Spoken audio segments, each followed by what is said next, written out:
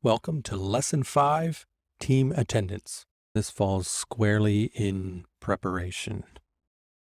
Really important to put some thought in here, and I don't think most people do, unfortunately. So you want to stack your deck wisely, meaning you have to bring the right people to the AMA to speak on behalf of your project. That doesn't mean bring all the people. It means bring the right people. And when you do bring people, not everyone needs a speaking role. This isn't high school where you're being graded on your participation. And if you don't speak, you're going to get a D. Sometimes you need to have someone in the room in case a certain topic gets brought up.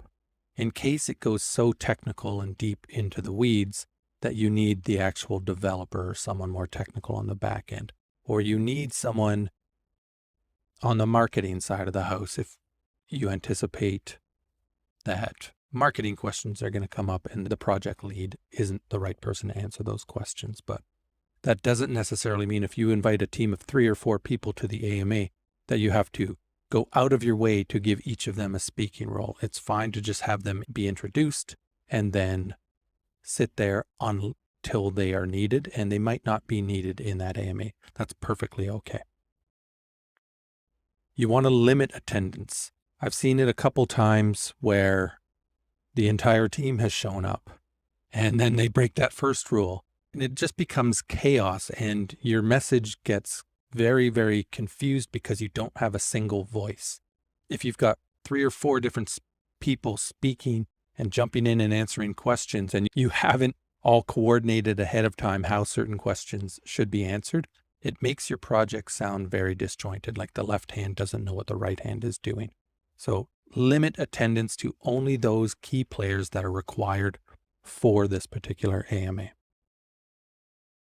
Steak and sizzle. You've often heard the phrase, it's not the steak, it's the sizzle, meaning you got to wow them and then the substance will take care of itself in the background. In this case, you kind of want someone there for each of these things. You want one person there to be able to answer the non-glamorous questions around whatever, tokenomics or the technical aspects.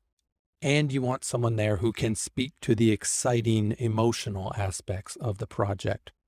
Both of those things should come up in an AMA, and you want someone there who can speak to those. Sometimes it's one person. One person can do it. Other times you need 2 people there, one on the tech, one on the more sales side of things.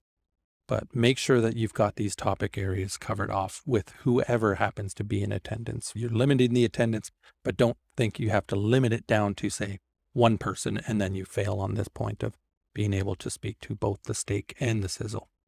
And remember your target audience. I've said it before, and I'm going to continue to say it. Know who your target audience is and choose your team members to attend the AMA based on that.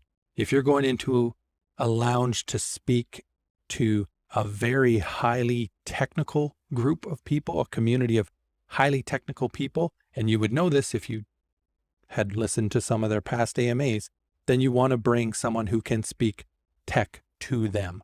If you're going into something where the investors are very investment and market savvy and they don't go deep into the tech, then bring someone on your project who can speak investment language and market language to that particular audience.